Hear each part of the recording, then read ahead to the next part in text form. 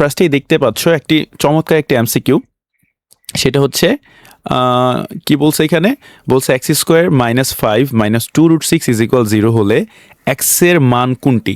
So আমরা এক্সের মান নির্ণয় করার জন্য নর্মালি কি করি, এখানে সবগুলো এক পাশে নিয়ে বিশাল একটা ক্যালকুলেশন করি। সো এইটা ক্যালকুলেটরের মাধ্যমে খুব দ্রুত করা যায়।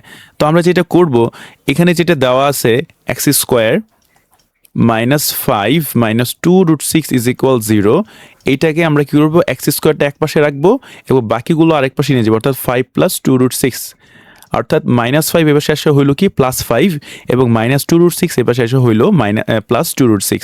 এখন বাকিটা হচ্ছে আমরা ক্যালকুলেটারও করে দিব। সো এই কাজটা কিন্তু তোমরা মনে মনে করবা, এটা তোমার লেখার প্রয়োজনই হচ্ছে না। সো এখন আমরা ক্যালকুলেটার বাকি কাছে কীভাবে করবো সেটা এখন দেখবো। সো আমরা ক্যালকুলেটারটা নিয়ে নিচ্ছি, দেখতেই পাচ্ছ। তো ক্যালকুলেটার আমরা কি করব, এক্স স্কোয়ার = যা আছে সেটা হুবহু তুলে নিব, 5 + 2√6, 5 + 2√6 আমরা ইকুয়াল চেপে দেবো। সো এটা অ্যান্সারে সেভ হয়ে আছে। সো আমাদেরকে এখন আমরা যে মানটা এই ক্যালকুলেটারে সেভ হয়ে আছে, এটা কিসের মান আছে, এটা হচ্ছে এক্স স্কোয়ারের মান।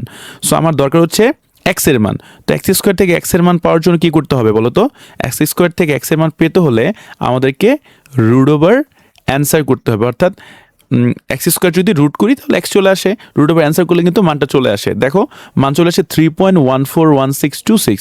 সো এটা তো অ্যান্সারে নাই। তো তুমি যেটা করবা, এখানে প্রত্যেকটা অপশনকে তুমি একটু ক্যালকুলেটার ইন্ডিভিজুয়ালি চেক করবা। তোমার প্রথমে মনে হতে পারে এটা অনেক লেন্দি হয়ে গেল, আসলে না, তোমাকে এই যে অঙ্কটা বিশাল করতে হলো সেটাতে করতে হচ্ছে না, ক্যালকুলেটারে করবা। সো সিম্পলি তুমি এটা 3.146 এটা আছে, এটা একটু মনে রাখবা। আমরা এখানে ম্যানুয়ালি অপশনগুলো চেক করব, √3 + √2। সো একে ক্লিক করলে দেখো এটা হচ্ছে 3.146। তো প্রথমটাই মিলে গেলো, তো ভাগ্য ভালো থাকলে কিন্তু তোমার প্রথমটাই মিলে যাবে, তাই না? সো আমাদের এখানে অ্যান্সার হচ্ছে √3 + √2। সো আমরা পরবর্তী এমসিকিউটা এখন দেখব।